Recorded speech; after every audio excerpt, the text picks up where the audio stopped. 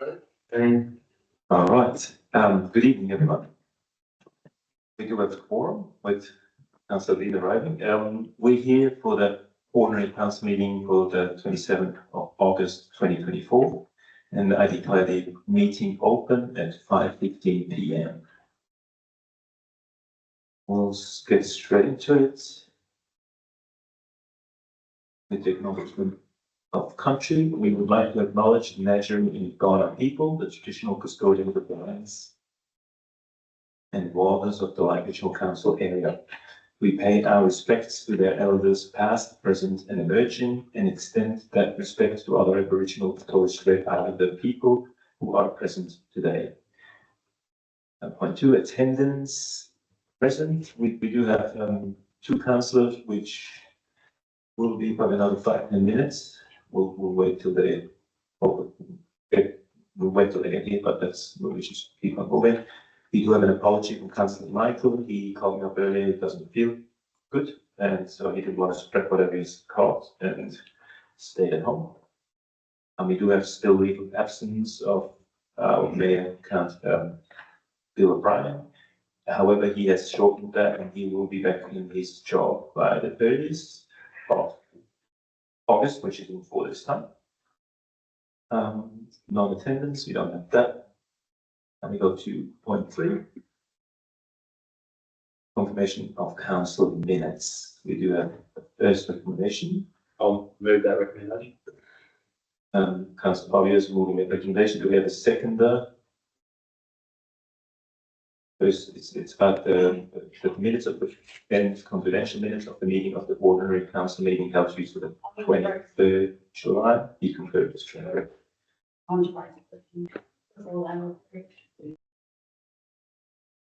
Councillor Allison. Just at the special council meeting last week, where Councillor Fabio moved a motion, I thought in that motion that it was mentioned by Councillor Fabio within that cost that we weren't going to deduct money from roads, and it's not listed in that. Are you talking about, at this point we're at the Special council meeting? sorry. Sorry. At this point we're still at the Sorry. ordinary council meeting for Tuesday 23rd July. Sorry, I just wanted to raise that. I wouldn't get. Oh, yeah. At this point, do we have a second for that motion? Councillor Cole seconded. Those in favour? All those against? That's carried unanimously.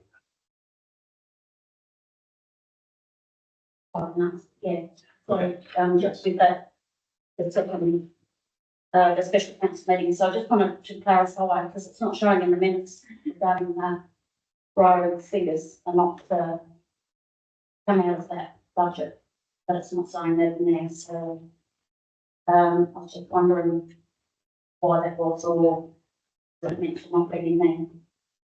So I think traditionally these things are not in there, however, I'm sure you could probably ask for them to be added. Is that correct, Karen?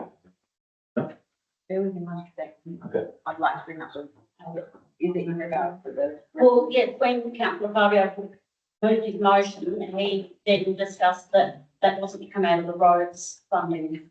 The discussion. Yeah, okay, so that's fine, so then recommend. That's okay, then I've got a motion that I'd like to put forward now in relation to that. All right, so what is that motion? That the CEO or his delegate provide a basic report monthly on the progress of the road asset renewal and maintenance program, including the sections of road maintained and the total kilometres. Can we have that on the screen?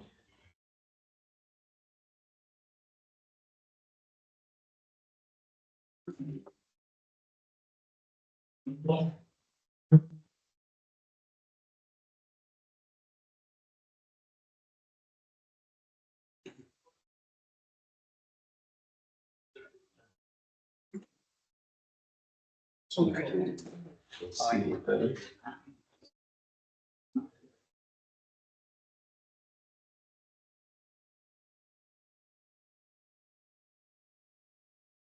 Yeah.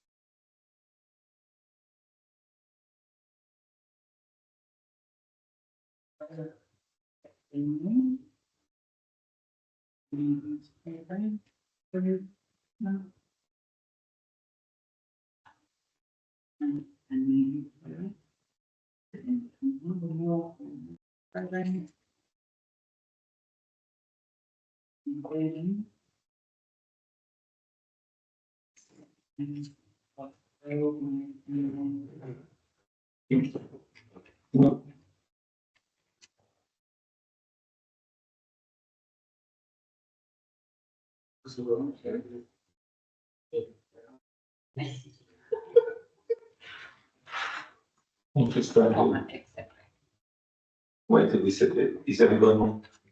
Yes. Yes, we do.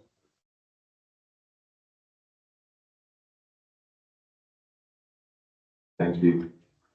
It's just for clarification, councillor Allison, this, report is already provided bi-monthly. Yeah, You're wanting a monthly report now? well, yeah, I'd like to put that to, I just want to keep up to That's right. date. And I know I'm very passionate, so. Yeah, Well, we do have a motion. I mean, I'm happy to accept there's a motion without notice. We'll check the carriers first. Yeah. Thank you, through the chair. Just for clarification, with the bi-monthly report, this one will be to replace the bi-monthly report. So can, are you happy? I'm happy to update? change that, so yeah, Thank you. that's fine. Uh,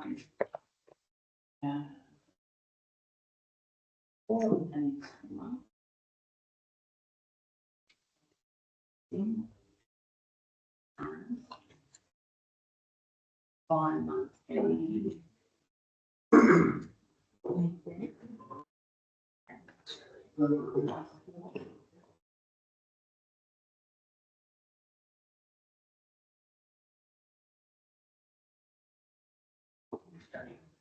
Report. Councillor, David. Just a query, where's this motion coming from? What's some of the motion about notice? Yeah. And how's it falling into this position in the place? Position, of council Tavio's motion at the special meeting last week where he mentioned about, that money not coming out of roads. So it was missing from the minutes, so, and it was just a dot point for the really to be included in that, so now I've included that I'd like to just have an update more on what's happening with the roads funding. This was councillor Fabio's request for a report on the funding. Yes, From the meeting. yeah, so I've just gone further with it. So if I understand correctly, the councillor could at any point move a motion without notice, which that's what councillor has been doing, and I don't see a reason why not to accept it. So in other words, we do have a recommendation update. Is anyone clear with what this is all about? Councillor Nicole? Yeah, I'm just saying, also your motivation is you just want to make sure that if there's money to be saved in the budget, as Fabio said the other day, you want to isolate it for roads. Yeah. So you're doing this so you can follow how much money is being spent on roads. So you know that money on the 2.4 and 2.75 that's been allocated is not being cut. Is that your motivation? Motivation for, yeah, I thought it was gonna be in the minutes, and that's the reason why I just raised a question, and it was only a passing comment, so. Okay, I'll be able to say that. That's good. So we do have a mover and the seconder. Is there any more? Does mover want to talk to the motion? Does anyone else want to talk to the motion? Second one closed. Councillor Bill? Yeah, thanks, Mr Mayor. Yeah, I'm not against the motion, but we are asking for a handle of reports. We've already got to buy in and buy monthly reports. No, if this motion is passed, and I think we want our staff to do some work, not just write reports. Well, I those reports. Anybody else? I think I agree with councillor Bill. As far as I'm concerned, bi-monthly is sufficient in frequency, and that higher frequency than that, quite often you really need to wait and project gets fairly well advanced or near completion before it's worth reporting on it. And, I think I'd rather people spend the time doing it than it's not reporting about it.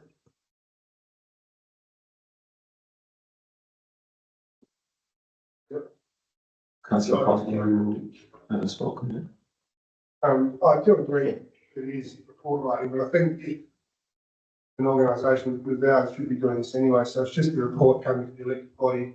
I think that they should know how many metres a week have been done, how many tons of rubble been developed or, laid. It's not actually, I wouldn't think it'd be much more onerous to have a report monthly, and we'll just keep everyone informed. But yeah, I'm disappointed. Councillor Ellison, do you want to close? Anything to say?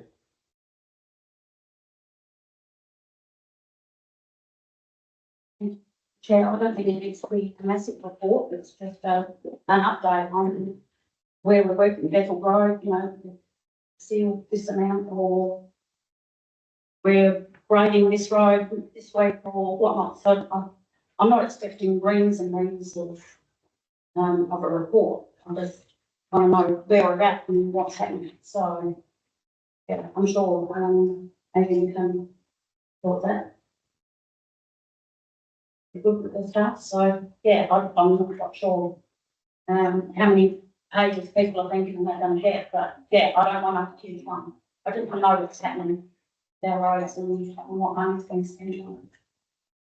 And some months maybe more than other months, because if you're doing Bethel Road, well, that's one less job, so, yeah.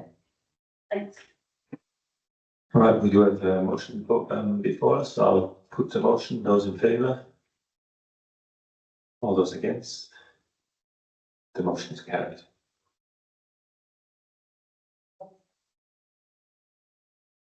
Councillor Ellison has called for a division, so please all those for it stand up.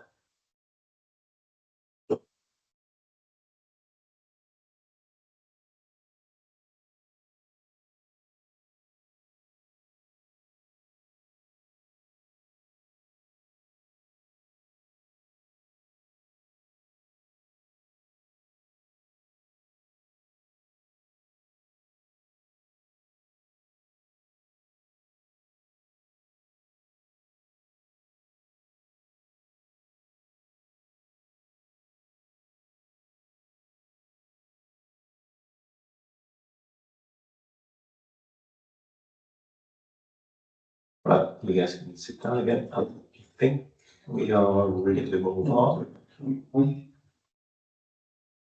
We have a next recommendation before us that the minutes of the meeting of the special council meeting held Wednesday, the 21st of August 2024 be confirmed as a true and correct record of that meeting. Do I have a mover?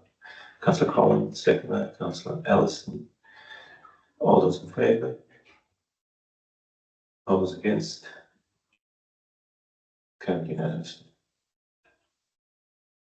Move on to communications. First, Mayor and elected member communications. I do have a few communications. I did attend the National Aboriginal and Torres Strait Islander Children's Day at the Kapunda Town Square, as it's been recorded. That's the 5th of August.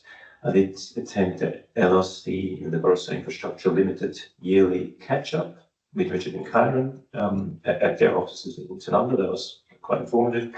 I did also attend the National Local Government Housing Summit at the Adelaide Town Hall.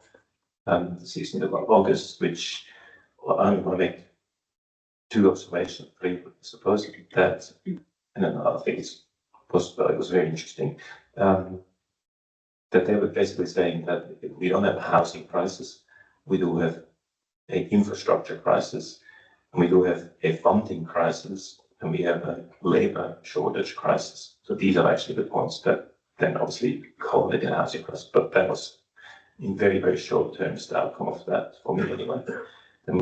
I did attend a community forum for the Boundary Reform Community Forum in Sandy Creek, which was just a small version of exactly the same that we've all seen in this very room the day after.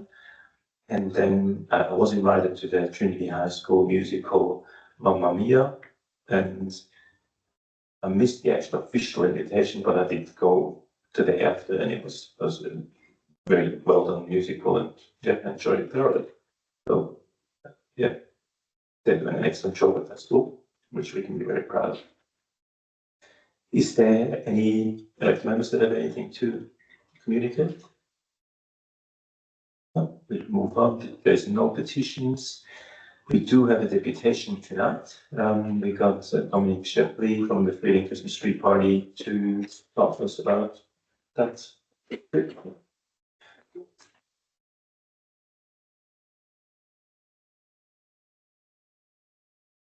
Thank you, everyone. Thanks for your time. Do appreciate it for a much loved event in Freeling, the Freeling Christmas Street Party. I do have to declare my hand that I do work at 1 Hanson Street, Freeling, in the hotel, and one of the small 8 businesses around the precinct that benefit so greatly from this event. So I do have a reasonable idea as to how much impact this event does have on the town and the businesses. I was talking to Councillor Reichstein this morning, and I think she was hoping I was going home to have a shave and clean myself up. But the reality is the colour of my beard means that I'm leaving it on and going to continue to grow it, because I may need to use it on the night and do another job that evening. So that's why I'm looking so dishevelled. I just want to talk about Freeling very quickly, and then talk about the event, and then talk about our problems and our needs. The Freeling Main Street, from where I'm watching, is one of the most bizarre that I know. It is a very disjointed main street. It doesn't really seem to come together that often. It's very long, and as I said, there's only really 8 very small businesses in it, if you look at it that way, outside the farming community. So when this event comes into the street, it really, really does have a huge impact. It has grown from probably, for a town that's around the 2,800 people, we're capturing numbers that 4,000 people are coming to this event. So it's huge that they're passing through those gates and being involved in the town. It is a very successful event. I would probably say as good as there is going around. And I would think that there's many other events that are feeling the same sort of pressure and probably not able to stand up under that pressure. And I would draw your attention. I'm pretty sure that Kapunda Street Fair does change its mind a little bit at the moment still, but I would think that that event would not go ahead and then would struggle to come back. And I think that the Freeling one has a year off. It will never come back either. It will just be too hard to bring it back. So we're quite determined to pull it off and keep it going and make it as big as we possibly and successful as we possibly can. I have said to many of you that I think the street party is our real only event, and in time, as the street continues to develop, and I know that there is the farm centre and the childcare centre and rural directions down the other end of the street, but I really am talking about the top end of the street where there's not a lot of activity in there, so throughout the year. And I'd like to think that if the street continued to develop, that after the street party, we start working on Freeling the fringe events, the Freeling Food and Wine Festival, and we can have more than one just event in Freeling, being that we can hang on to it, of course. COVID was a challenge. COVID sent us down the oval because we had to have fencing to count heads, obviously. We certainly couldn't afford the cost of fencing the Freeling precinct so that we could count and keep people in and out. So I went down the oval. We got good good feedback on that, but the reality is we would like it to go back up the street and be vibrant in the street.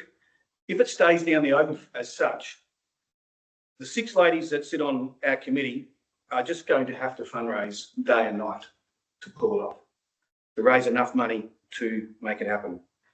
The reality of going into the street, we go to the businesses, we go to the farming community, we ask them to support it. That is obviously sponsorship, and we can hold a much more vibrant event. COVID was tough. It broke a few of the ladies. I don't mind telling you that. And a couple walked away from the event because it was just ridiculously hard. And then, of course, last year, we got it back up the street. We were very excited about what we were going to achieve, and we copped the 46-degree catastrophic weather event. That, as one of the small businesses in Hanson Street, it was actually my job at 4 o'clock to call it off and then go around and tell everyone we weren't going ahead. The event is so big that people were asking us to put it then on Australia Day or do it on Easter Thursday. Here we are in late August and we're already running out of time to get this event going. So it's not like something that you can just put on or change the date. The booking of the rides, the booking of the vendors, and I suppose it is in the carnival type thing, they book up very easily, very early. And so aiming for this year was the only way that we could go. Got an amazing amount of support. That included council. We quite honourably refunded a lot of money to a lot of people. And that probably did give us a hit to our finances. But that afternoon was quite soul destroying. There's no doubt about that. It was incredibly disappointing that we couldn't go ahead. So we're back raising money. The ladies are fundraising. As I said, sponsorship will probably fall to me, but it all costs money. So to hold on to this event, coming like many other situations, asking for money tonight.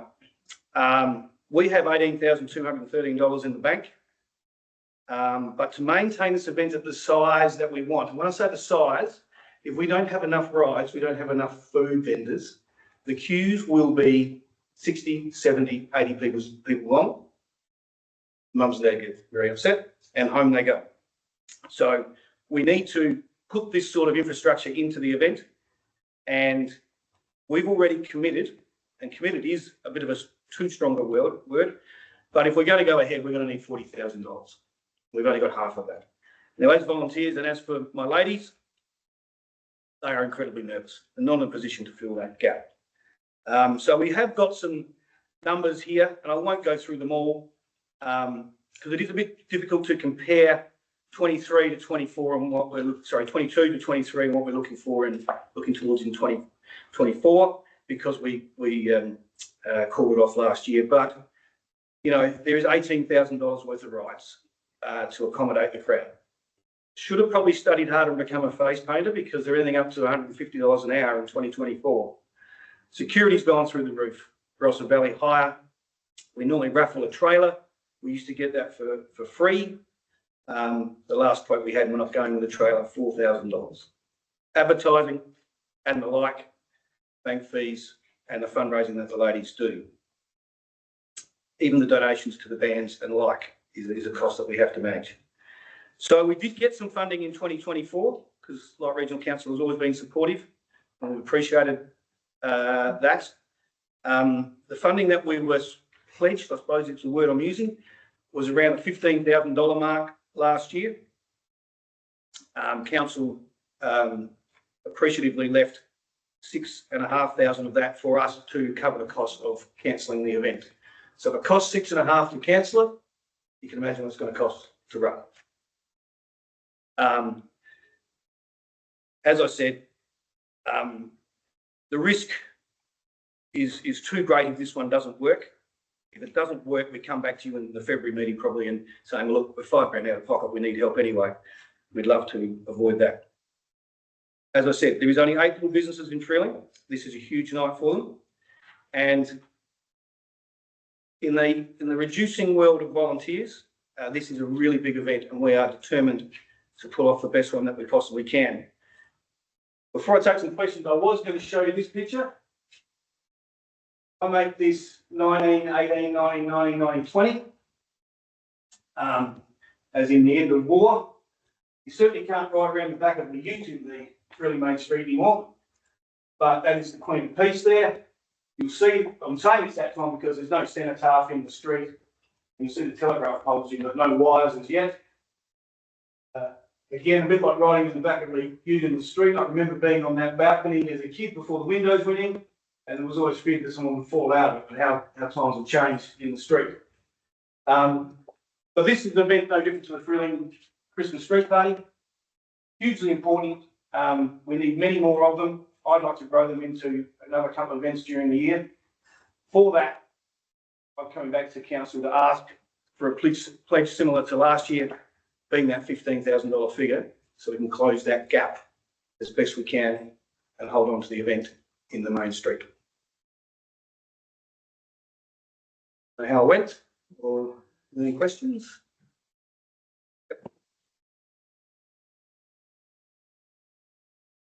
The chair. Thanks, John, that's interesting. Like Regional Council, we've got William Lakes, and I've raised it before where I've been disappointed that they've gone to Gawler to be their major sponsor for their Christmas pageant, when they were within our Light Regional Council. Yep. I'm just wondering, did you ever go to them Not for at any them. stage? Not to them. Our probably biggest contributor is going to be Frilling Foodland again, and going to be the developer of that building. They're right in behind it, and for their first year, part year last year, their contribution was going to be significant. I would think it's going to be the Frilling Foodland, Frilling Christmas Street Party this year. And then, I mean, when I keep talking about the 8 small businesses, getting a couple of vouchers to run the raffle is appreciative, but it don't cover the cost of security, liquor licensing, No. insurance and the like. So we've got 2 more developers in our area. Yep. Look, I can't talk for them, but I'm just wondering whether it might be worth approaching them. Gladly. It's a shame that William Lakes haven't done that, and I have said that several times. Yep. Yeah, No, gladly. We will approach who we need to. yeah. Again, that's probably my job. Ladies are fundraising at all stages, very busy on it, and then I get to go around and ask for money, so I'll gladly do that.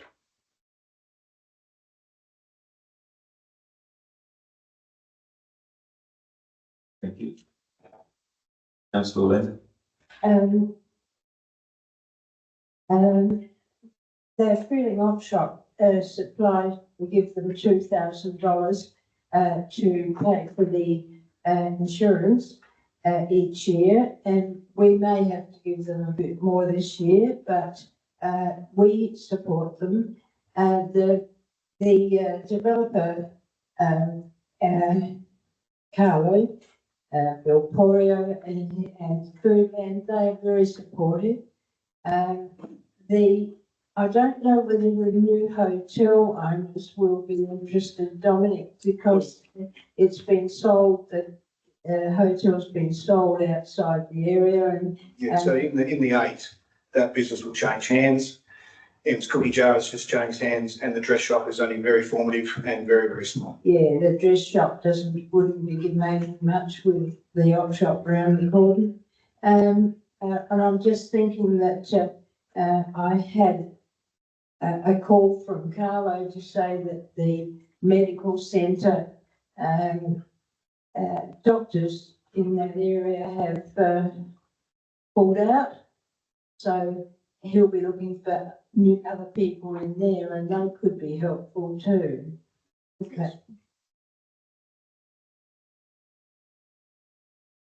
Councillor Bill.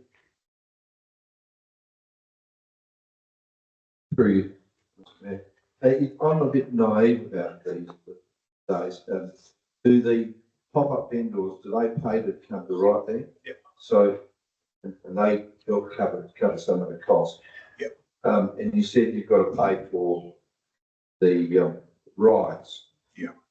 You pay for them to come to be available. Yep. Then they sell tickets for those. We on-sell the tickets. We on-sell the tickets and try and recoup that cost. Yeah, You sell tickets. we sell. Oh, so they. Yep. The ride. Yep. don't actually get the big amount. No, we pay them, they're upfront, so we've got to commit to that or we miss out on them. And so then we don't want another 46-degree day, I can assure you. All right. So then we go and sell the tickets, try and fill those lines up as best we can, try and pay those bills, try and stay in front at the end of the day. So your aim would be to be. We would need that as a, I hope this is the right one, we call that a cushion under our bum, yes. Yeah, because we need to have insurance premiums paid. You know, we've got to do, we've got to commit so much upfront. Thank you. Well, councillor Lynn, I'd like to move a motion, that we allocate 15,000 to, the Freeling Street Powering Committee. Is that possible?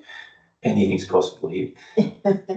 However, I just do want to put your mind to the fact that we do have a report 13.5 in the allocation of the 24-25 discretionary initiatives budget.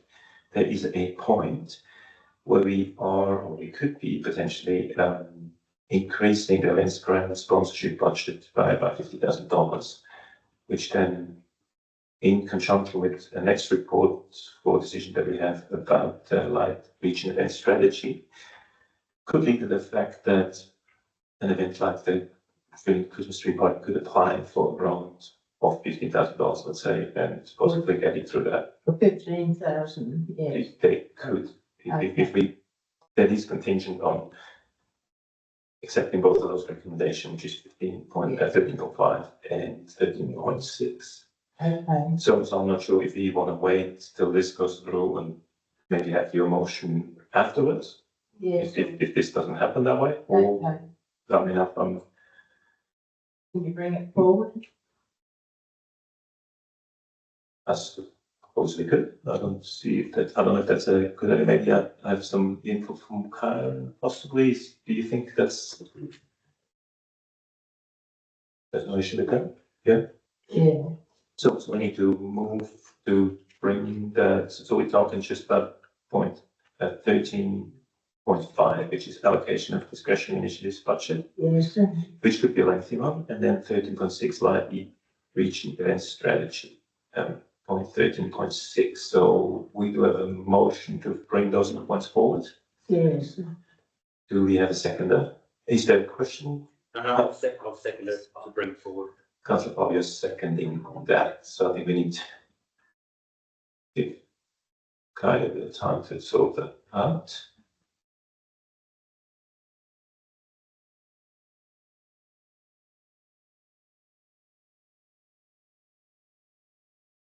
Now, I think we need to bring possibly both of them forward, if I understand that correctly. 13.5 and 13.6.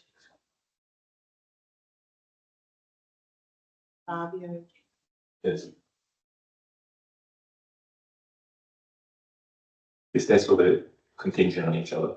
But we cannot approve 13.5 and approve 13.6 as it is. We would have to then amend that one to reflect the changes that we would have made in the 13.5. So it's good to deal with them in one consecutive. So that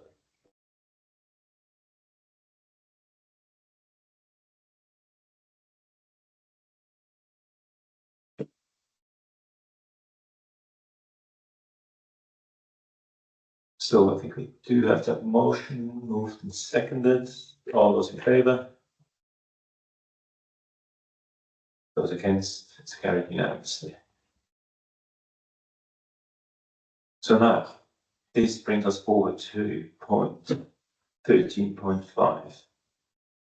Allocation of 20. I'm not sure if, Dominic, if you want to stand up there this whole time, or just No, sit definitely back down and enjoy our discussions, but I mean, more than welcome to stand there if you want.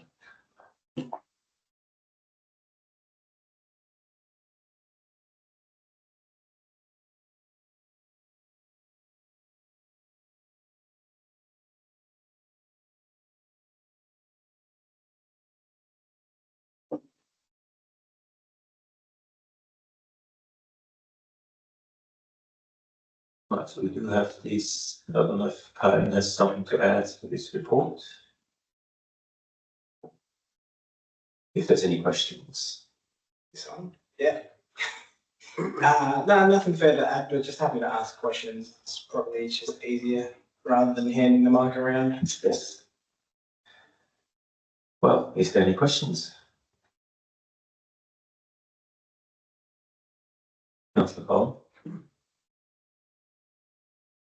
One thing I do notice here that, like weed management, is that really a,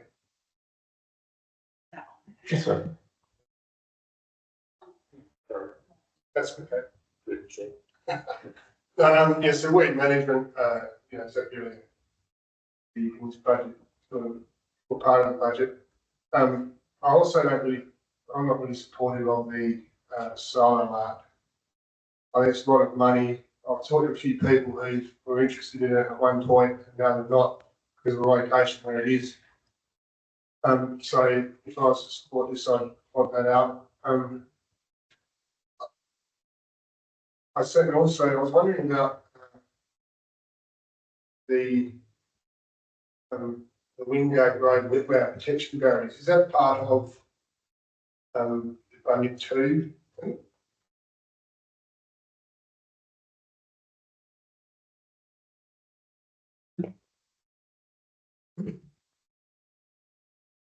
Through the chair, it's actually protection barriers stop for driving and rubbish dumping in that particular area. Wingate dams. So Wingate Road, these are the 2 water reservoirs on the site. There's a lot of rubbish being dumped, a lot of vegetation being damaged. And desirable behaviour. So these barriers from mounds or concrete bollards or that sort of something to the effect, or what are these barriers? If I got a concrete bollards or mounds or vegetation.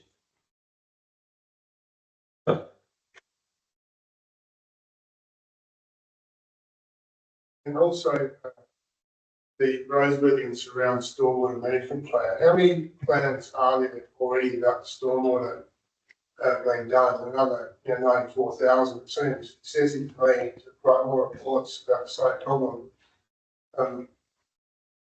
Is that been exhausted? I would make it so. We've got a heap of reports given to us the other day. The developers should have maybe done this already. It seems we need another one. And if we do, should this be an discretionary initiative program? I'll speak on behalf of Megan. She doesn't have a microphone at the moment, but there's previous studies. They're not stormwater management plans that have been approved and endorsed by the Stormwater Management Authority. So any of the recommendations that historical studies might suggest wouldn't be eligible for funding from the Stormwater Management Authority. So it's an important step to go through. Sort of not dissimilar to Gawler River Flood Management Authority and having a business case endorsed by Infrastructure Australia, for example. They're the pathways that we have to access government funding for stormwater management works. So yeah, none of the Roseworthy studies are recognised by the Stormwater Management Authority at the moment.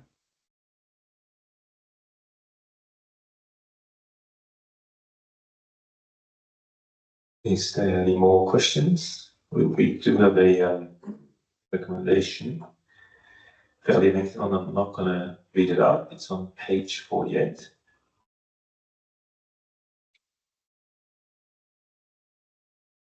Councillor Cole. I see the library did a recruitment replacement. Is there any chance that some of the stuff that is being placed by the council, in the council chambers, some of that, any of that be any use down there rather than buying more new stuff? Because we already spent $500,000 in this current budget on computers and digital equipment.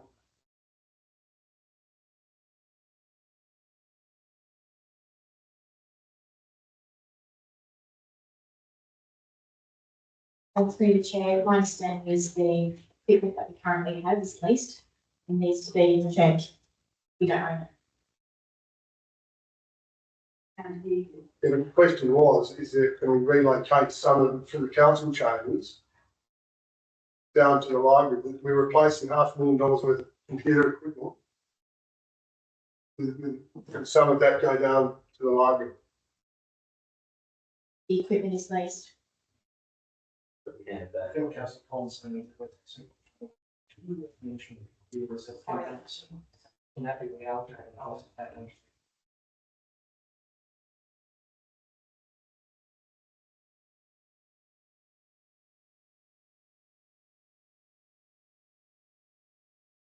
Well.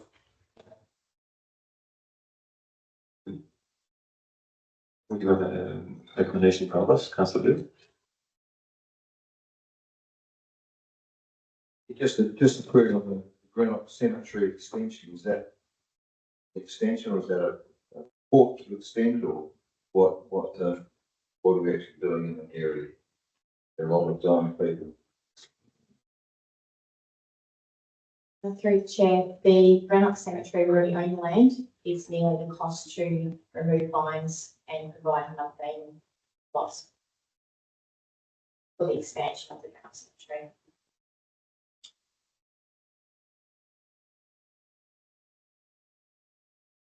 Councillor Bill. We do have a mover. Do we have a seconder?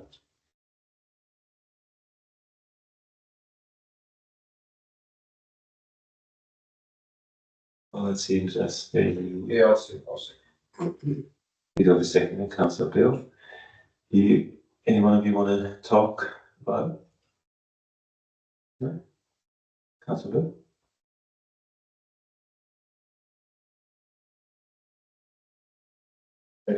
Yeah, just, obviously the staff have gone through and allocated this funding, but I assume these funds are reasonably flexible, probably some variation within each one. So hopefully that was visit. And it's, you know, they're all things we want to do and get done. And, yeah, staff really giving us their information, their knowledge of what to be done. And I think I agree with Colin about the silo. I don't think it should be featured on the side of me. I think that's probably what's in there. What's that? It is. No, it's not. Quite thing. So it's not there. 3-5.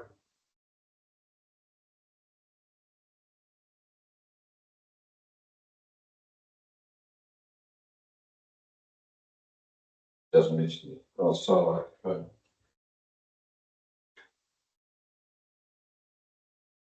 Oh, they're saying bigger funds. And then you go on and tuck indoors, so Yeah. only 50 for us. Well, I certainly don't know. She didn't know the silo. This information, you want to amend it. Yeah, I'll amend it and remove section 5. And so we have a motion to amend the original motion. We have a mover. Yep.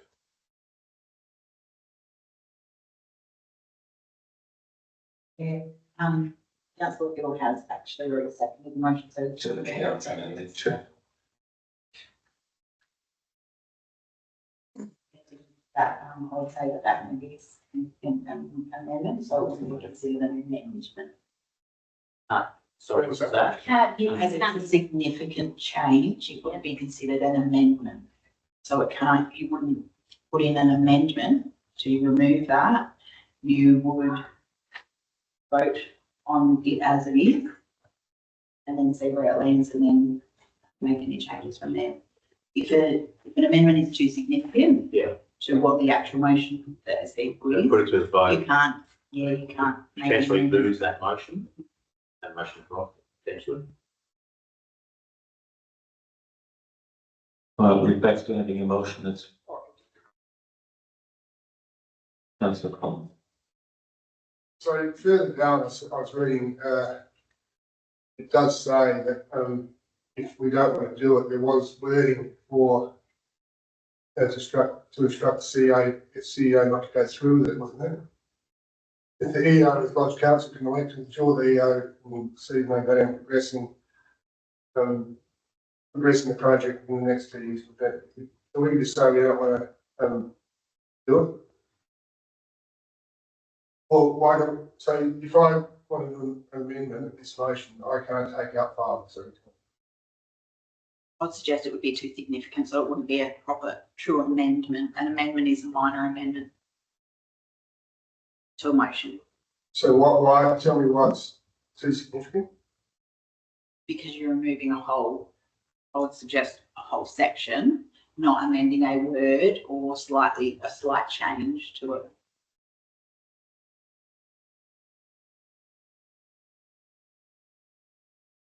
I think that question has been answered, so we're back to having a recommendation that's been moved and seconded.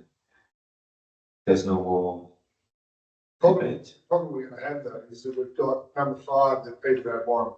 Well, so if this is the case, this would have to be, also, it has to be lost, and then a new recommendation or motion has to be done. That's in a different form. Is there a question, Councillor Lee? Another way to do this, of course, and that is why I agree to leave that number 5. I'm not sure whether I want to do that, but that's a possibility. That's allowed in the rules. It's a move or a second to both agree to change the motion.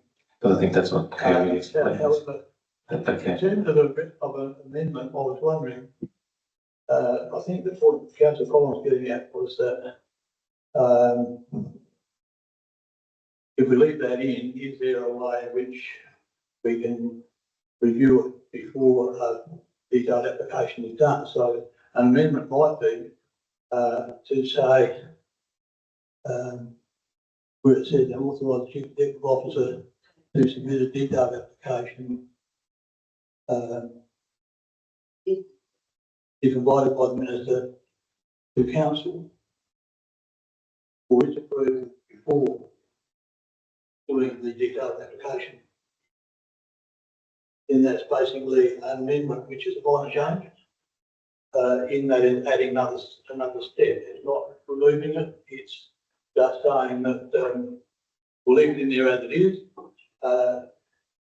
because we might have some more information that might make us think it's a good idea. We might decide that it's not a good idea, but it gives the council another bite of the cherry.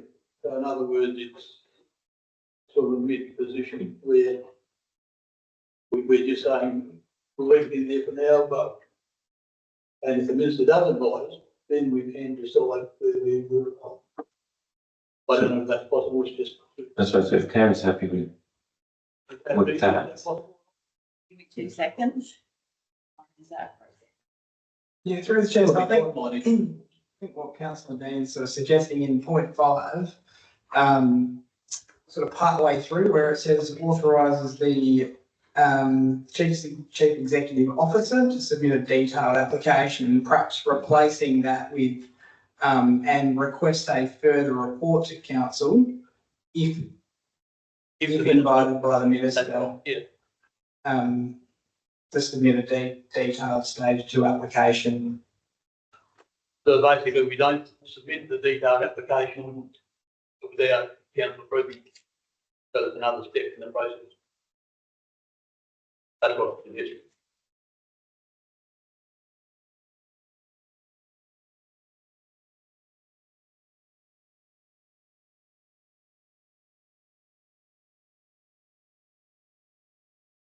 And I think it's also put there's no available budget.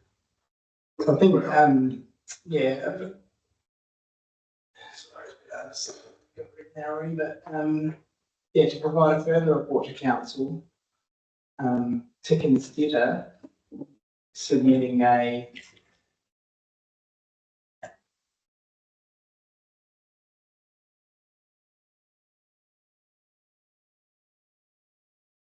yeah, and does that make the does that amendment make your thinking? What point I was trying to pick up here was that people are unsure whether that's a good idea or not. A bit of a feeling that maybe it's not, but really we may have some more information that might make us consider that it is a good idea. And what this does is give council the opportunity to consider that before, as it was written. If Mr. Advice can put in the detailed application as it is now, with that in there, council makes that decision. Also, we do have a.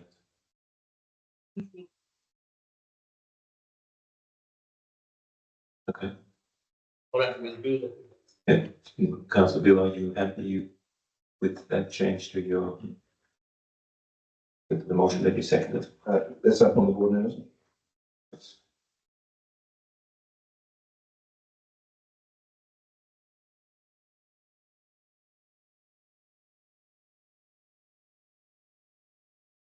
Yeah, I'm happy with that. Gives us a chance to cut out it's going to cost money, which probably, and then even with solo arts up there are ongoing costs, for obviously another gas whereas. Oh, the question, that's a comment. Yeah, it does say here, there is available budget. I'd like to see it, so there's no available budget. Towards a successful, or it should be, unless it's successful. I actually think it's a bad idea. I don't think silos are a good place to put silo. If you look at Uganda and all the others, they're very common. Focus off the main street.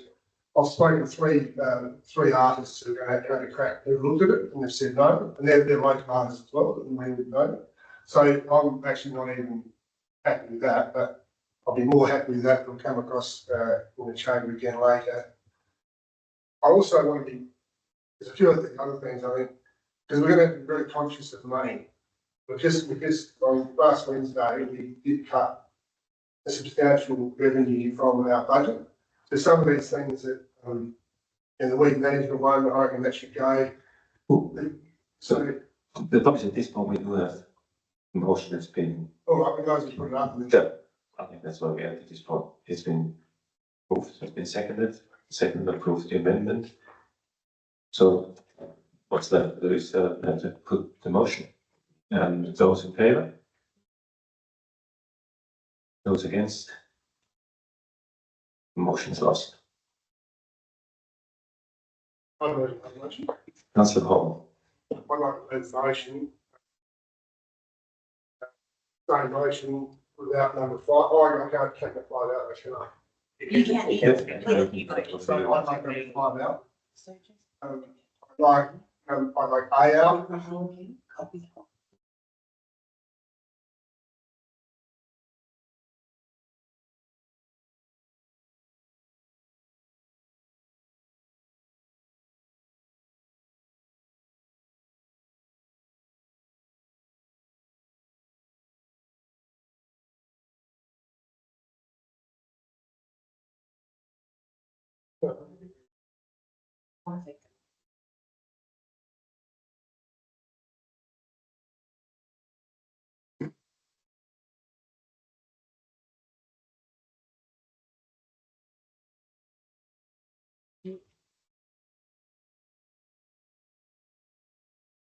There you go.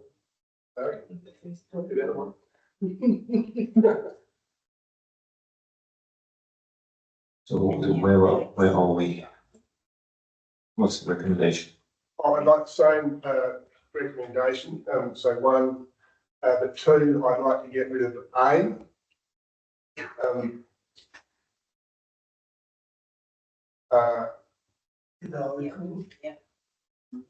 D. A, D. On A in. F gone. G in.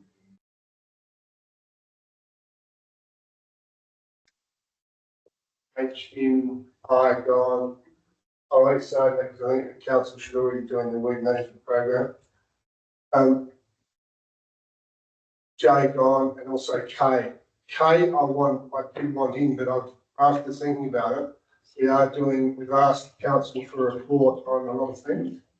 And we've got an independent person who's coming to do that report. And I think the contracts procurement program management system will be think he'll be reporting on that in that one that we already passed a week or two ago. So I'd like to see his finding, why I'd like to allocate $50,000 to that budget. And I'd like the whole 5. You want K removed? So the numbers that get us in place. I think it's what was on the screen so far. The only question now is the number K. Okay, I want you, because I think, just explain, I think what will happen is, once we get this review from the independent person on the roads and everything, he's gonna have some suggestions, and I think, we have more idea about spending that money then, rather than now. So if that money comes out, then is there another way that, anyway, that's. Well, but I think we do have a recommendation there. Richard, if you wanna, Not just for clarity's sake, with K, project management system, is that like an IT system or it is?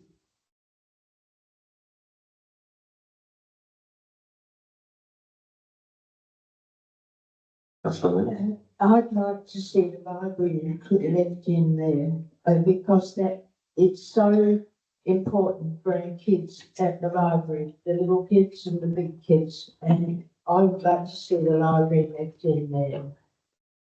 So at this point, you guys are debating what's the recommendation to put forward. I think it was Councillor Collin that's crafting a recommendation. So either we sit like as per the meeting and actually discuss this like for 10 minutes amongst ourselves and then come back and have a recommendation to put, or we're gonna have to stop it here and just see what Councillor Collin's proposing. So I don't know if I'll be led by the room if anyone thinks it's a good idea to see leave of the meeting for maybe 10 minutes so we can discuss this. But, Councillor Bill is, moves it, second is Councillor Ellison. Oh, that's all. Done, okay, those in favour? Yeah, so, all right, so we got 3 leave of the meeting, so we can actually, I think it's at 10 minutes, starting at 6:12, so we have a bit of a chat.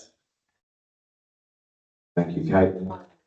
Just to clarify, item KB, which was a software, essentially a software system, is not an IME specific item. It is a council-wide item of running our overall contracts and procurement. It is not just about roads. In fact, that will only be a very small component of its value to the organisation, just so that we're clear, it's not about a review of IME.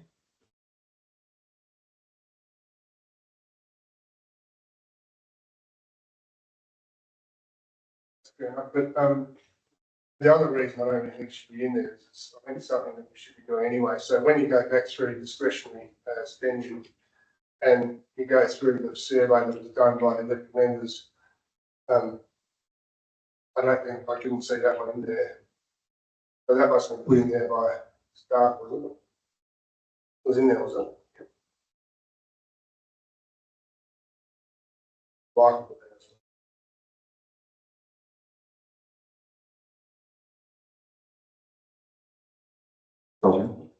Through the chair, please, if I may. The library access computers, although it's a small amount, we have to empathise with and understand exactly what Councillor Manette is suggesting.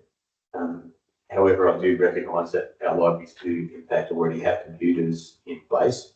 They don't need to be overly powerful ones, given the nature of what they do, you know, for kids to get on there and whatever, and, you know, for people to search the internet or write a resume or whatever they might need to. I'm just not sure whether $10,000 is required for that, given the price of computers these days, and how many would you have at each library?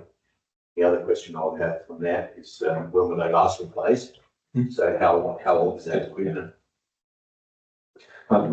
Craig might be able to answer that for you. thank you, through the chair. I've just got a bit more information on that. So, the $10,000 cost is, in relation to the public access computer hardware, we mentioned there's five. Sorry, there's 5 computers, plus a couple of printers to be replaced. They're available for internet use, and so forth. The internet connection and Wi-Fi costs are actually covered by the state. So this is the hardware, obviously. And what a replacement schedule to make sure that the computers are up to date and suitable for purpose. So they're actually purchased through the public library's system procurement. Hence, I think that's the reason that they weren't included in the broader refresh that we've been doing through the chair's net. But they wanted a system that the PLS also manages in terms of the booking system that makes them available for public use. How old are they, sorry, Brad? How old are they? I don't have that in terms of their end-of-life capability question, just that they need to be refreshed to be up to date. I imagine that's a software related thing as well. Be my guess to make sure they keep a level of proficiency in terms of keeping up with modern requirements, probably for things like cyber protection and those sorts of the security measures as well. Councillor Ellison.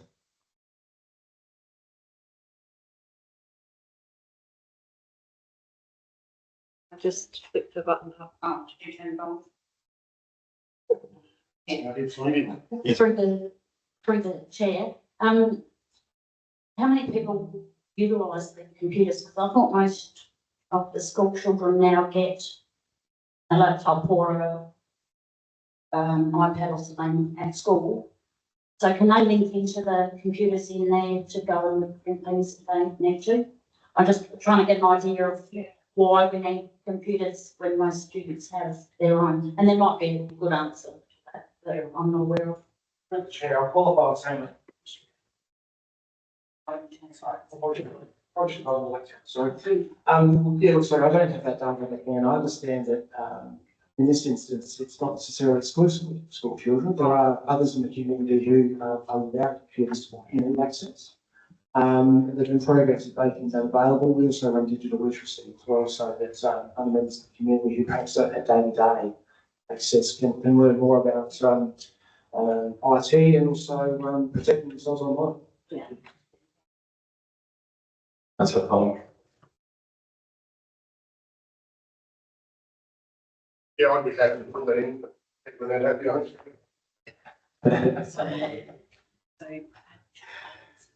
Actually, there's a lot of adults that use the library and go there and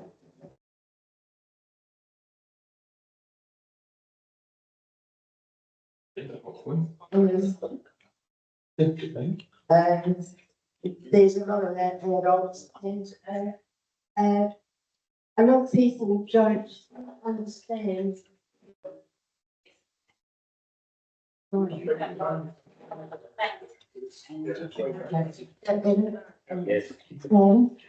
Yes, a lot of adults come in there regularly, and I did actually pick up a brochure in the library yesterday on Friday that tells me that they can teach people how to use their smartphones, and a lot of other things are involved in it. So I'd be happy if it was kept in there. Was the $10,000 just was that a throwaway figure, or 10,000? Was it actually 10,000, or could it be less, or what? Yes, that was.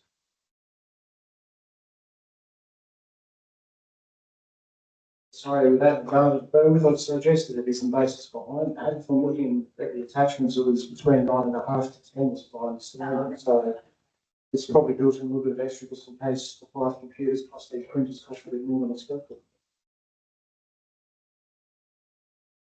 So we got 3 more minutes, but I think is everyone still on board with the recommendation that we've ended with? No, that's the bit. Thanks, Mr. Mayor. Your query about the Wingate wetland barriers, heard this time, what sort of savings would that incur from moving materials being dumped there Why does this need to come as a discretionary spend rather than a?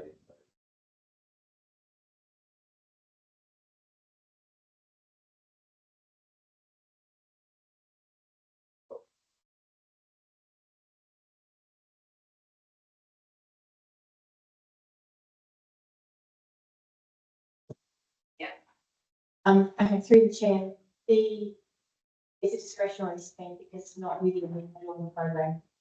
Quite often, we have to replace the plants that are there for biodiversity wetlands. We need to continually pick up rubbish. That is an extra cost.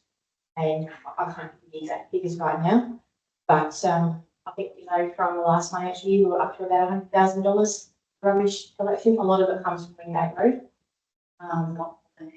Yes, and it's staff time to go out to the wetlands to repair damage, to pick up the rubbish. This is time they could be doing other things, which is back to their programs again. So this is not, it's a discretionary because it's not a regular work.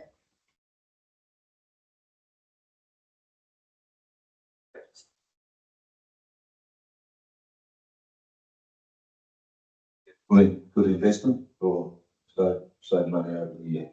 25,000 now.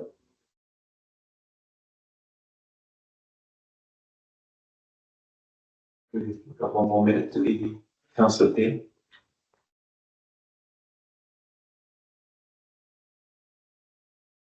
Like, possibly, it'd be put from Corin here, but, the original A replacement of tourism wayfind signage, that is something that, quite a few of the tourism people in our area have been requesting because they don't reckon it's good enough, and, it's pretty strong expressed views quite often on that topic. I'm aware of. I'm wondering whether you could just expand on that one a bit for us, please, Colin? Yeah, there's probably a couple of components to that.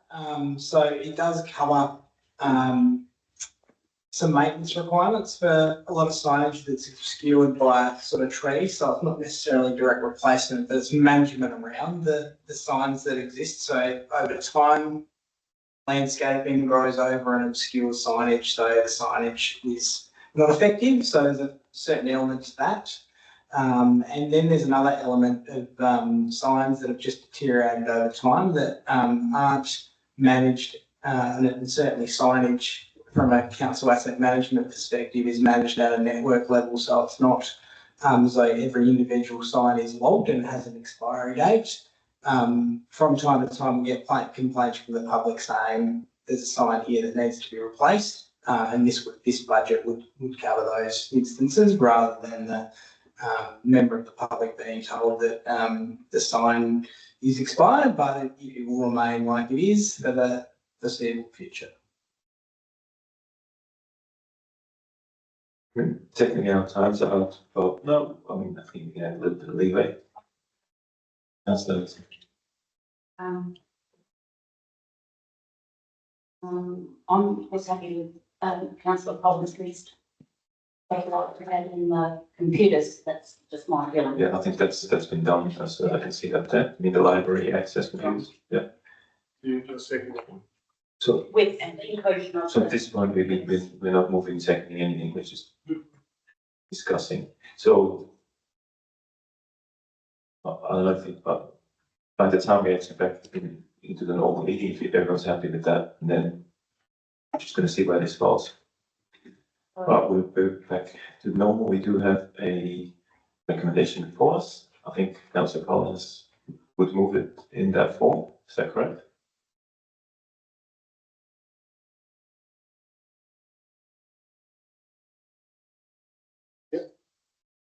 Moved by Councillor Collins, seconded by Councillor Ellison.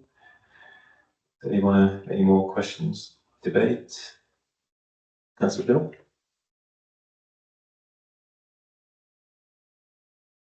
Thanks, Mr. Mayor. Yeah, I'm in agreement with this, but I'm not going to vote for it because if it's lost, I will include the Wingate Road wetlands and the replacement of tourism wayfinding signs.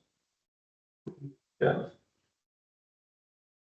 Anybody else likes to speak to the motion? No, so we do have a motion for us. I'll put the motion. Those in favour? Those against? The motion is carried.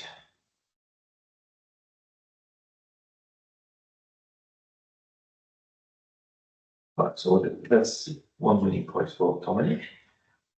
So now we have to move on to the next one, which is 13.6. Which is the Light Region Events Strategy. Is there anything more that likes to add? Through the chair. So I guess bringing forward these items was as a result of the deputation relating to the Freeling Christmas Street Party event. And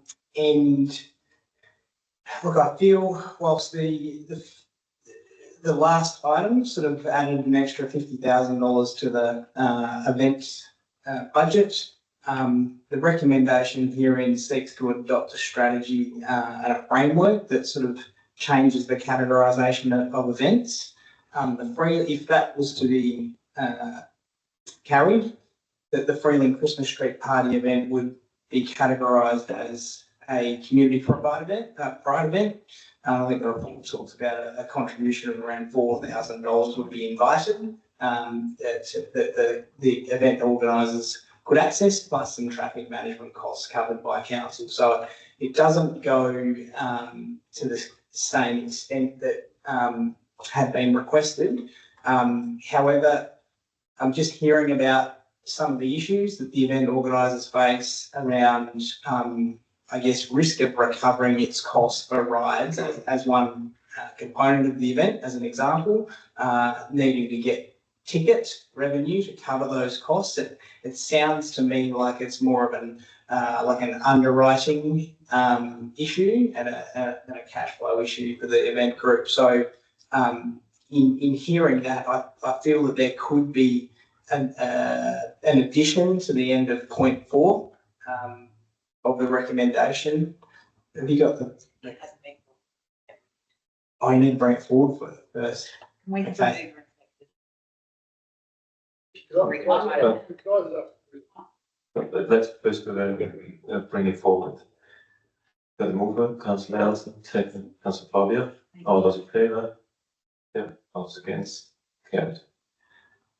So we've brought 13.6 forward.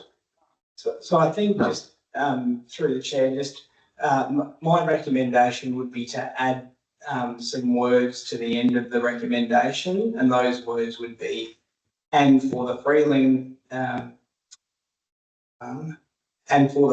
Christmas Party event, to negotiate with the event organisers to underwrite high risk costs that rely on ticketing revenue to break even. That would be the intent. Is there a risk that might be considered unfair or biased to one specific event? Could you say that again, sorry?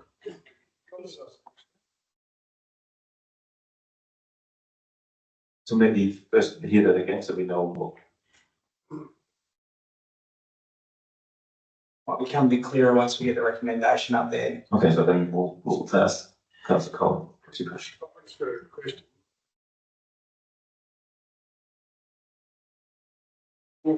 My suggestion would be that why don't we just move these?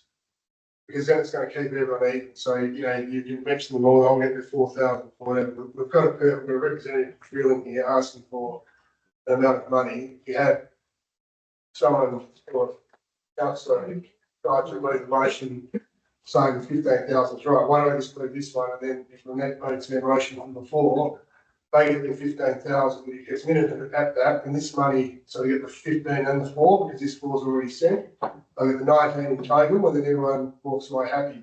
That way. Right. Thank you. It's certainly a possibility.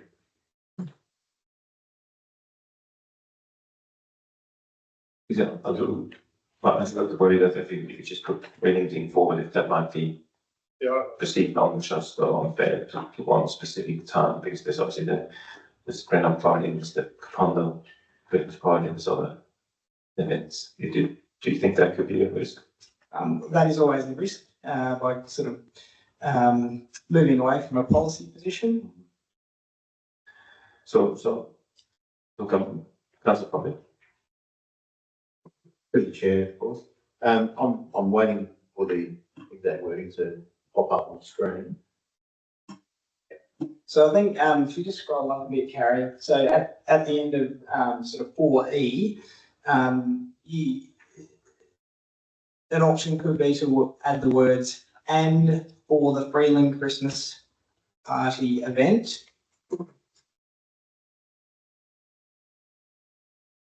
Comma, to negotiate with the event organisers.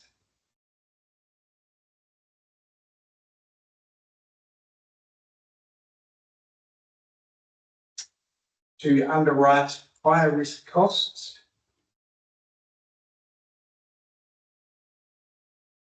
That rely on ticketing revenue to break even.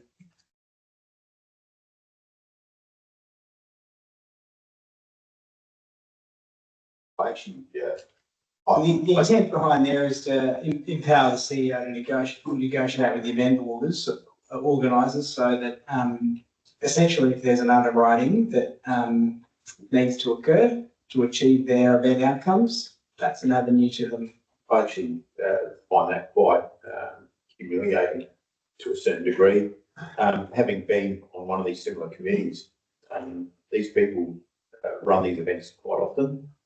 They know what they're doing, and to have something like that put in there where they're basically getting micromanaged or overridden by the CEO, no disrespect to the CEO or their delegates, I just find it's a little bit undermining to the work that they do. And in fact, I think it shouldn't come, given the presentation that Dominic gave us, where they were quite open and transparent about where the money was going and what happened last year in particular.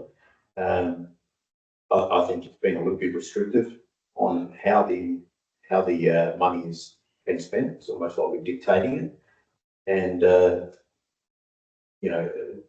about the ticketing revenue, the break evens, I'm not sure whether break evens the position they want to be in. In fact, they probably want to return profit to be able to bankroll the future events. So I don't like that wording personally. To me, it seems like Councillor Fabio and Councillor Colin are not really for this issue. So you absolutely can anytime, Councillor Colin. I'll move that motion without that. Don, do we have a second? I'll move the original motion as we. Yeah. Okay, to have a second, Councillor Fabio. Any questions or debate? I put the motion. Those in favour? All those against? Carried unanimously.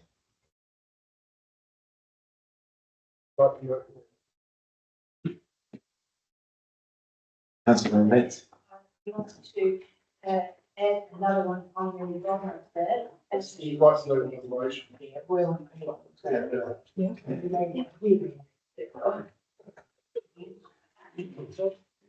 Councillor Lynette. I'd like to move another motion, and adding to that, that an additional 15,000 be allocated from the discretionary fund for the Freeling Christmas Street Party. I don't know if you want to say Christmas tree party 2024 or something, maybe celebrate or something like that.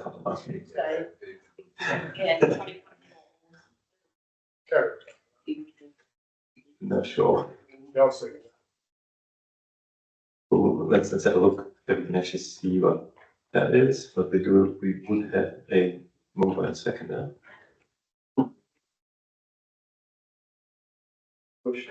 Yeah, Councillor Bill. Yeah, is the $4,000 already issued? That part of the discretionary fund? So is it the 19,000 all part of the discretionary fund? Or is the 4,000 at a separate funding?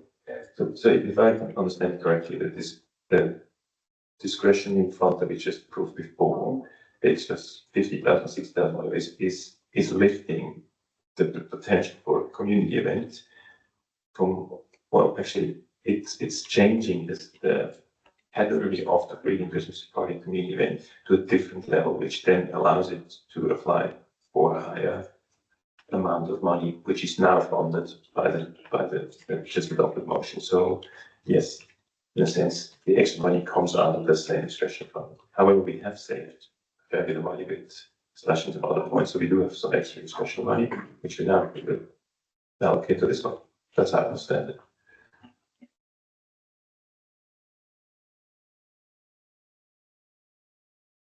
Anybody else want to comment, Mr. Lee?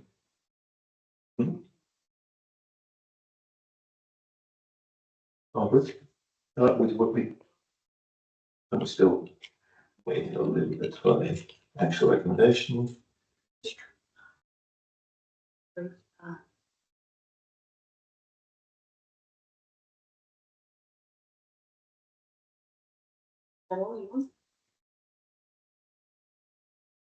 Good. So this is the motion. We have a mover in Councillor Clark, we have a second in Councillor Fabio. was the second. And then, Oh, sorry about that one. Yes, of course.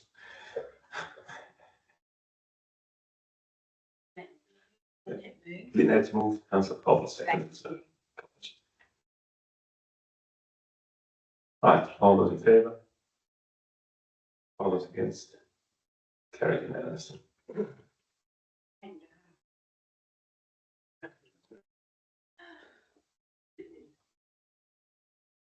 Now.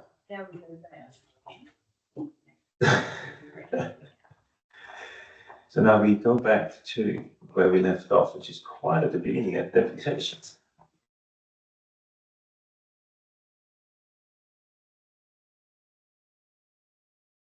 Let's go back. Deputations, so put on 0.6.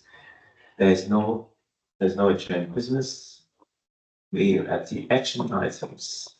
And as we used to do this, we'll just follow up the pages. If there's any questions, please raise your hand. So action items, page 7. Page 8. Councillor Fabio. Obviously, with the change that we made to the agreement with the silo, Yes. no, sorry, no, leave it as is. Sorry, it's just what I mentioned on there.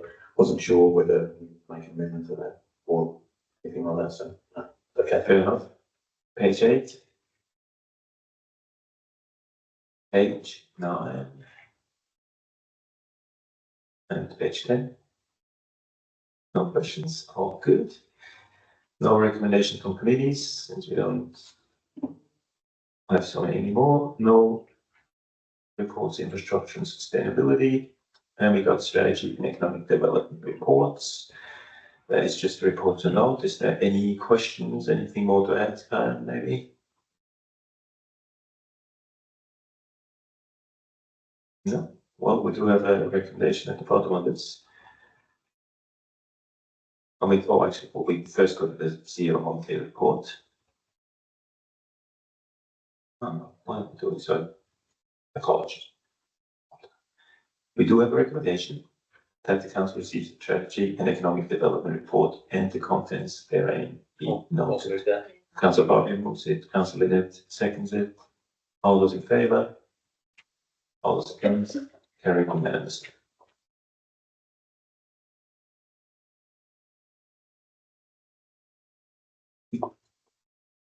Do we move on to reports of information? You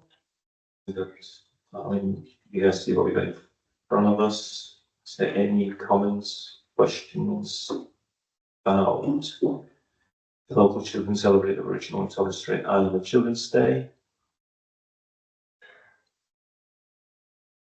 CEO monthly report. Rosebery Township Expansion Section 138 clearance update.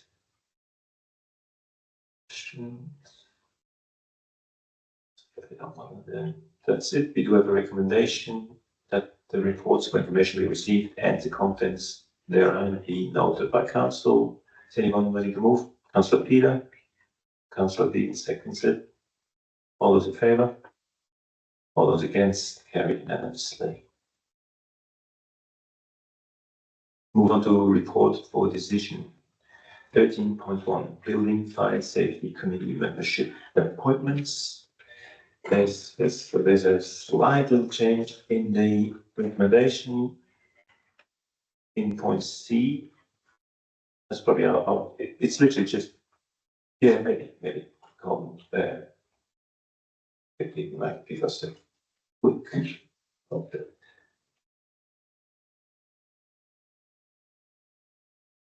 Thank you, Mr. Mayor, through the chair. Members in front of you no doubt found a loose copy of an adjusted recommendation. Since the agenda was prepared, the Metro Fire Service got in touch with Lisa's team and mentioned that the fellow who they thought would be the primary contact will actually be the deputy. So Michael Wakeman becomes the deputy member and Mark Daly becomes the first person or primary contact for the MFS. That's the only change. That's made.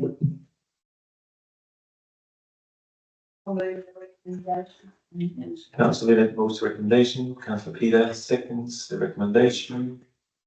I think that's. I'll put the motion. Those in favour? Those against? The motion's carried unanimously.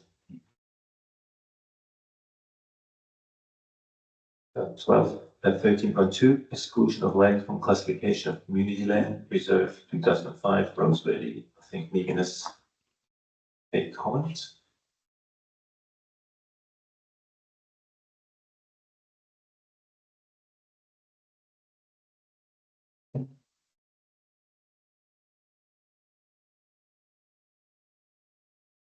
Sorry, no comments, just any questions for? Well, if there's any questions. You have Councillor Collins. So that's just where they take to that. Yes, that's correct. Okay, we do have Councillor Anderson.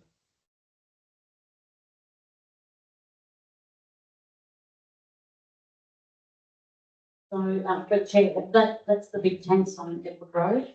Yes.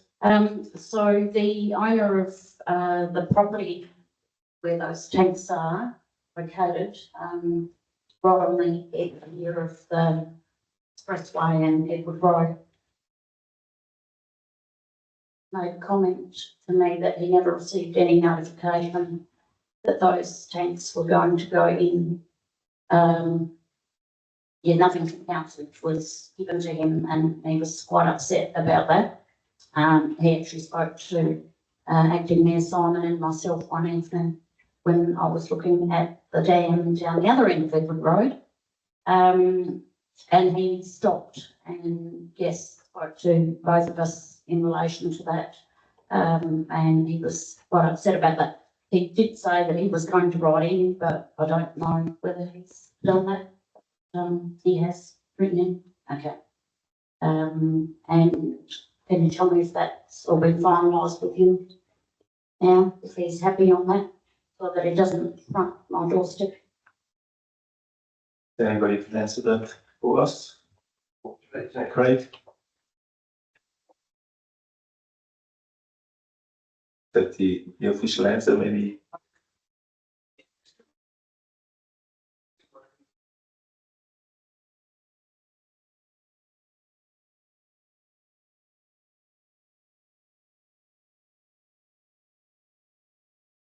Green colour. Sorry? It's a nice green colour. Yeah, I think. Put it on, so we do have a recommendation, yeah?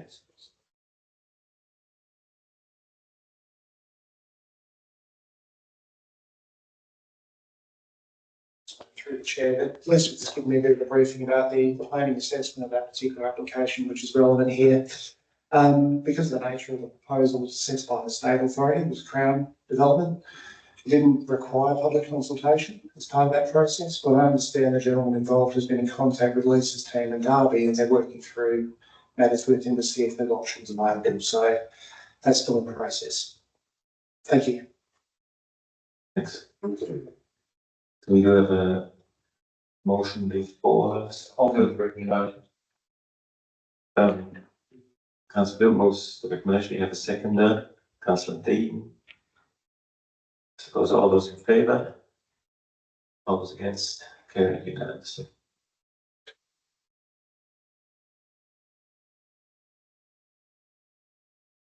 And we got 13.3 road process order public road 1490 Lindop Road. That's something that's been before us before. I think that's quite straightforward. Is there any questions? Do you have a motion? Do we have a recommendation? Do we have a mover? Councillor Bennett, Councillor Peter, seconds it. I put the motion. Those in favour? Those against? Carried unanimously.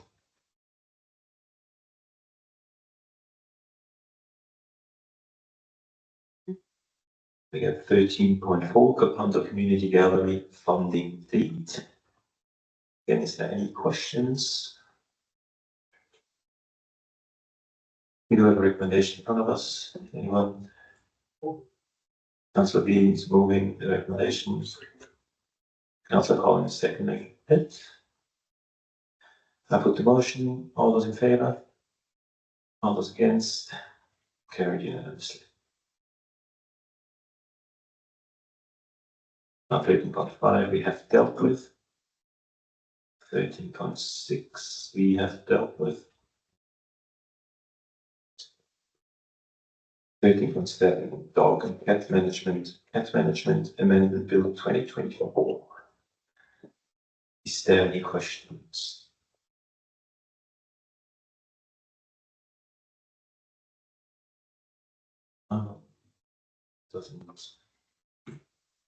Doesn't look it. We do have a recommendation. Oh, Councillor Bill.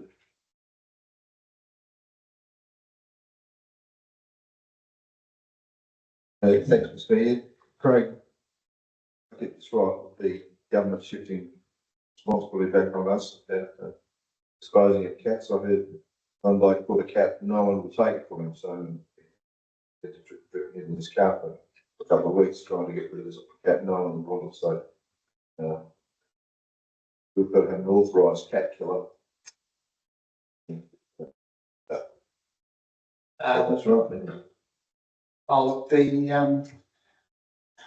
speak to the broader issue of the cat and, look, as I've mentioned only a couple of months ago, dog rehoming is a challenge.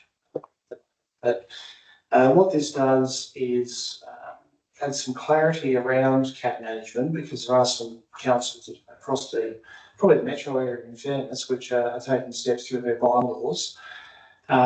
It provides some mechanisms around who becomes responsible, what happens next, and who's able to do certain things. So as I've articulated in there, elements of it make sense.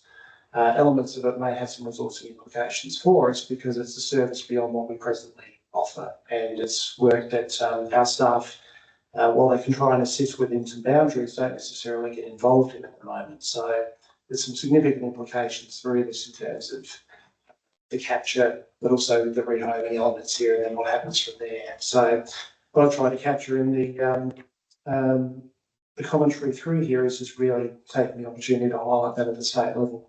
That doesn't quite answer your question, but the point that you've made there is an underlying one in terms of some of the broader issues that are being experienced by people who catch cats. In terms of what they can then do with it, because the receiving authorities are very capacity and doesn't give them opportunities to leave them there. But also how it affects our staff in terms of what they require to now do potentially, and the resourcing that we may need to look at. The key here is that we don't have a nominated facility for taking cats, and that's going to be a challenge not just for our council, but potentially across our region as well. Anyway, the report attempts to highlight quite a few issues in and around the border. Okay. Councillor Collins. Oh, was that just a stretch? All right, no, Fabio said, good cats, dead cat, is what he said. I take that as a comment. You living on emotion, Fabio? Definitely not. No, they're good mouses. We do have a recommendation in front of us. No, it is. Is anyone do have a mover? Councillor Paul moving, Councillor Bill seconded. I put the motion. Those in favour? All those against?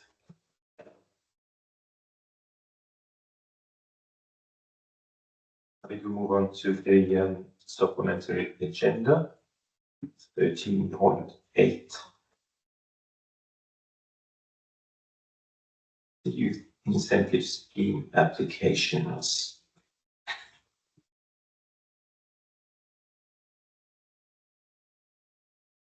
Yeah, I think we missed the one.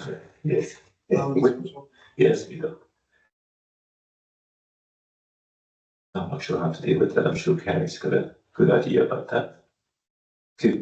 I missed the 12.4.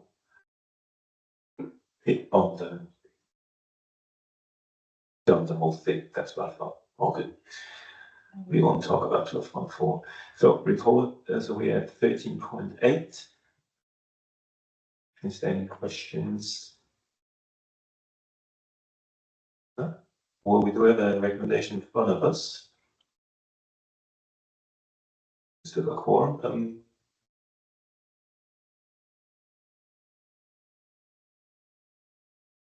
Do we have a mover?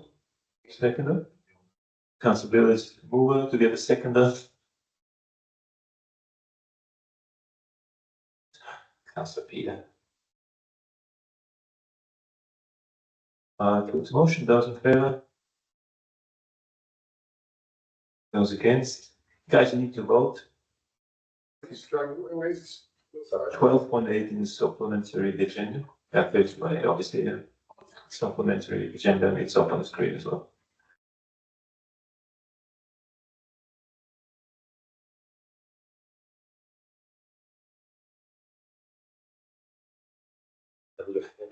I think we're gonna have to put this again. I'll put the motion. Those in favour? Those against? Yeah, much better. Carry unanimously. Move on to 13.9, Rosalie Water Scheme. So replacement variation number 4. Again, do we have any questions?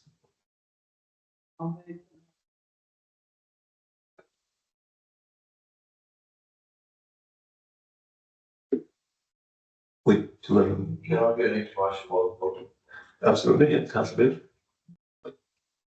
Yeah, through the chair. So this primarily comes from, I guess, different interpretation of what is completed scope on the project as at the current grant deed final milestone date. So you might recall back in about January, the council revised the project scope to limit to the works that we felt would be completed by the current final milestone. One of those elements hasn't been accepted by PIRSA as being complete. The intention was to revise the scope for the of equipment as opposed to commissioning that equipment. So cutting a long story short, this final variation is to basically extend the project scope again so that there's no misinterpretation from any party as to what's complete and what's incomplete. So essentially it splits the final milestone into a large grant payment that council will receive shortly, and then a final amount in December this year. So I hope that makes some sense. Move the motion to have a vote. Councillor Paul will move. Councillor Oh, they get on. I'll second. Councillor Paul seconds the motion. No further discussion. I do put the motion. Those in favour? Those against? Motion's carried unanimously.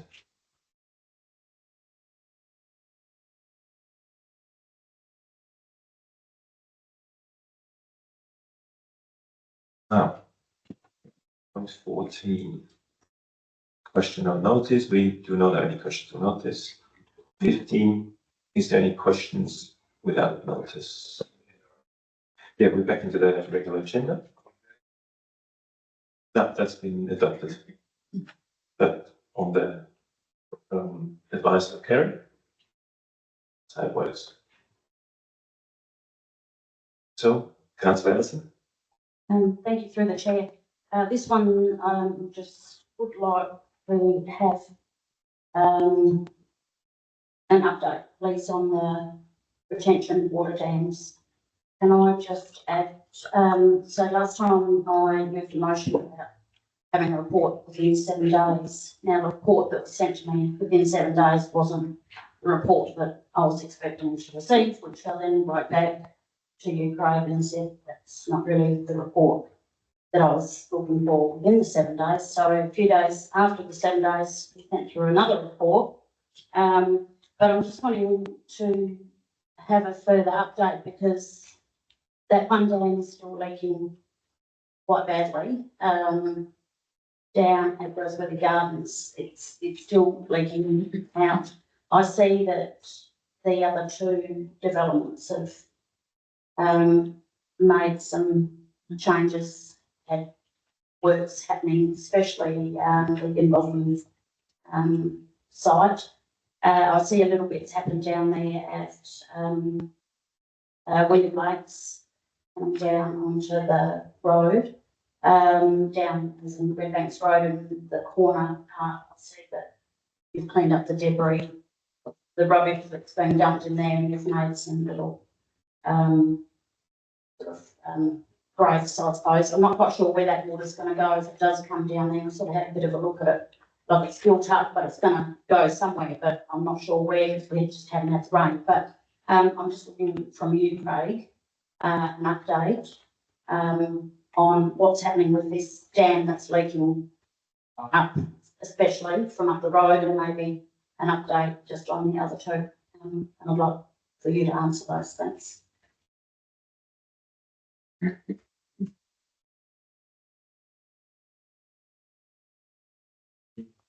Okay, thank you, Chair. In terms of the first dam will be, I have had staff out there who looked into that and reported on their understanding of the course, and I've raised that directly with the developer who has referred it to his engineer.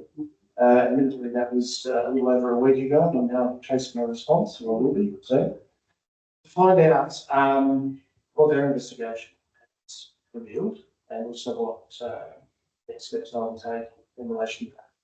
Because as you would see, that has been resulting in steady amount of water on Smith, so coming down towards the road, track. In terms of your broader question, if I could just touch on the pathway and then the supplementary email, I'll call it. We started the process of action on various items in that. So staff have also been looking at each of the dams that are in place and studying the verification process in relation to that. So there are some things that we're following out of that.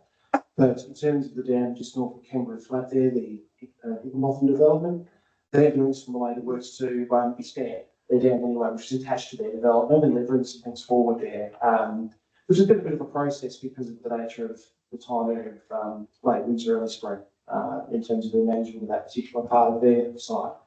But they are progressing and have been steadily, and I think they're making very good progress. The reports I'm getting. In terms of the Villa Wood developments and that sort of broader environment, yes, they've done a bit of work in terms of the, I guess what I call the section next to Edward and Tours. Prior to some rain we had about a week ago, our team went out and did some work, as you've noticed, to clean out that area, also the culverts, making sure water's getting down, getting through.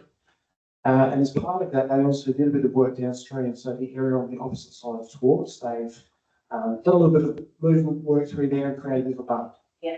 Now, that is channeling water to an existing pipe that runs beneath that section of Redbanks. Does that go across and then down into that lane? So it's not really a work. No, it's my understanding, I'll qualify that as understanding. No, we don't have a discharge into that basin, but what it does do is take it across the other side of Redbanks into the drainage system through there. but it means it's not building up and then going down and then getting caught, as it was down near the railway line. There is some other water, is my understanding, that comes through this, what I'll call from the railway line on the other side. So some of the water that comes from cement does go down past the railway line and then out that bottom corner, is my understanding. But yeah, at least this takes some of the water that would be coming from the Evergreen area and fix that. So it's going to find its way through. So that covers off on a few of the different steps that we have talked about in the pathway. But it's not yet a complete process. So we are taking some of these things through with development circuit and following it through. But that's the progress today based on that information.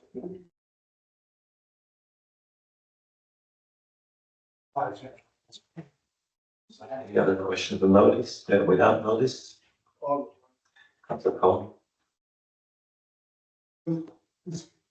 When's the Oval going to get some water to it? There's one at Roseworthy, looks at the beach at the moment. I'm just wondering, I've been told there's not enough water to supply, so they can't lay the turf. I'm just wondering what's happening there.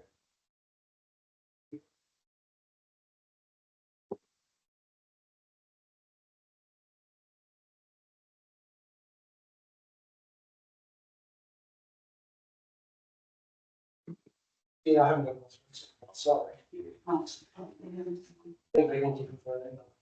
Yeah, there's going to be a practical completion walkover on that very soon. So SA Water have committed water to the site.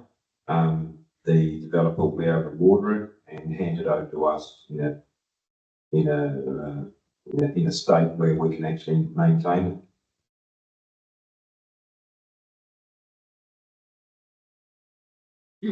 Thank you. Any other questions? We move on to point 16, motions on notice. We have two there. So the first, Councillor Collins. You want to speak to your motion?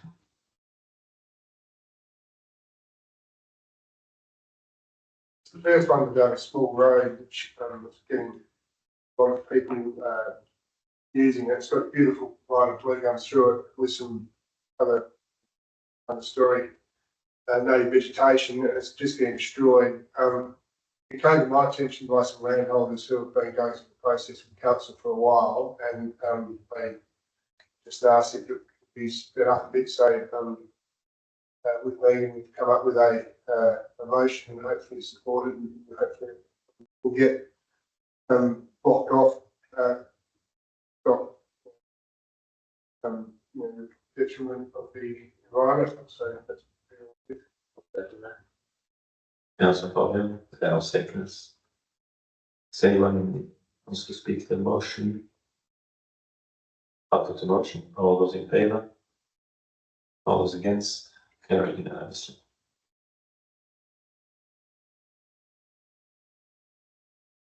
We do have a second motion of notice by Councillor Collins. You want to speak to your motion? Yeah, so this one is more, I've had quite a few people in the town asking about developing more land. I know the council idea is maybe to come down this way a bit more against the state maybe, but there's a lot of small businesses that can see opportunity in developing Kapunda. The problem is we're running out of industrial land. So the principal idea of this is to again put in motion somewhere where we can actually identify some more industrial land around Kapunda, and all the things that come with it. I think the other point too is that we're also screening out for more light industry to support it, and they can't do it inside the Barossa Port. So I think Kapunda's a great situation, and Freeling, of course, have got a great opportunity to get small businesses industrial type around them would be good for them. So I'm just hoping that we can identify land that we can use for motions. Okay, do we have a second? Councillor Bobby has seconds that motion. Councillor Bill? Absolutely. Yeah, thanks. The question, Colin, in the attachment says the zoning plans that have already been produced and making our industrial land in under and freely. Do you want more than that, or do you just want the steps required to achieve it? And that land is probably the same land we got identified. And it's gonna go to the state, that's some steps to get it pushed forward rather than just getting. But I mean, do you want, our staff are going to give the same report about the land that's available? So do you want to have that in the report, or do you want to extend the report with the steps required? I mean, it's already been done, we've already paid for it once, we want to do it again. That's what I'm trying to get at. Or do we just want to extend it? What steps? How do we progress that zone, that land that's been marked, become industrial?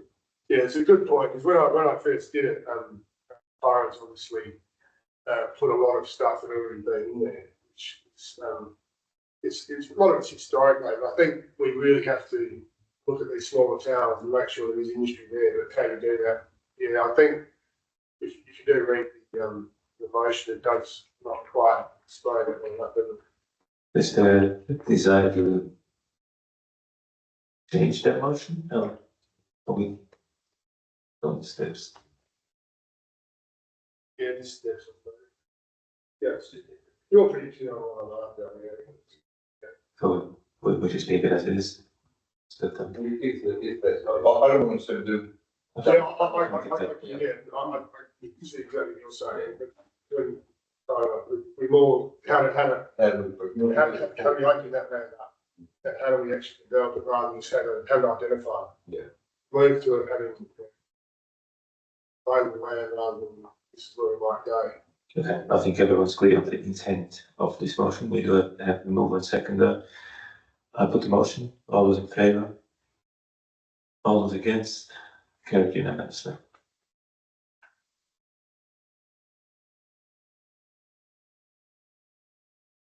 Now, is there any motions without notice? We have already had a couple, but there might be some more. No? All right, we're going into confidential items. We have a recommendation. 18.1 Angleville Bridge options. Hang on, don't you have to make a motion to go into conference? Yes, that's the recommendation we have right here. Councillor Bob, you like to move that? Councillor Alston?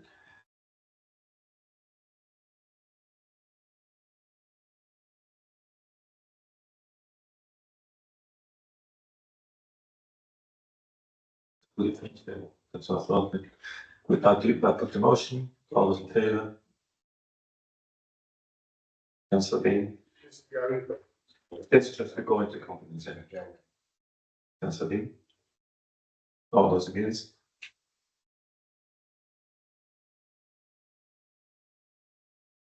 We're moving a motion to go into confidence. All those in favour? All those against?